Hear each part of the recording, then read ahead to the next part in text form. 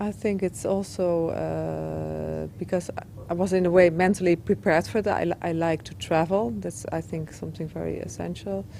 I started not to do it in the beginning, but I think to really had the idea, okay, let's try to go abroad, because in a way a lot of countries ask me to give lectures abroad. I have given many international lectures, and then they ask me to do projects.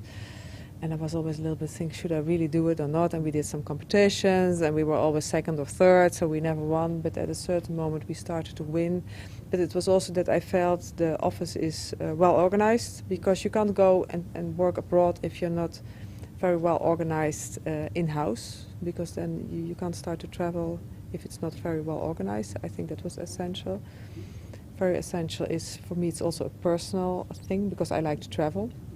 Because there's also architects who don't like to travel, and that's also possible. And I think also part of it is that we have many people from all over the world working in my office in Mecanoo, who are also enjoying this. So it's so we have also a team what is prepared for it. And I like what I mentioned, to cross borders. I like to see other cultures my whole life already, to be inspired. It's for me also kind of reflection to my own country or to Europe. It's part of the world. It's also, you see also the whole young generation is studying abroad, coming people from all over the world studying in the Netherlands or in the UK or the United States. So it's, and we can make a difference. It makes sense for me to work abroad because Mecanoo works in a different way than people like even in the UK. So I think it makes it should also make sense. It doesn't. I think also for the clients it should make sense to ask an international architect, or to ask. I cannot talk about all the international architects, but it should make sense for them to ask, for instance, to ask Mecanoo.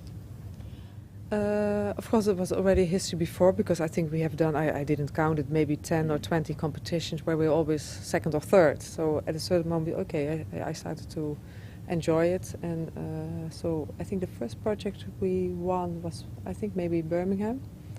And of course, you know, it's about the library and theaters, and I know everything about libraries and theaters, so we could do it. I didn't know anything about Birmingham. And I think after Birmingham, we won competitions in Manchester. We're doing 2 projects in Manchester, and now also one in Cambridge. And I like it here. And I think we also have a different approach than UK architects, but we also learned from the UK culture. So it's coming together.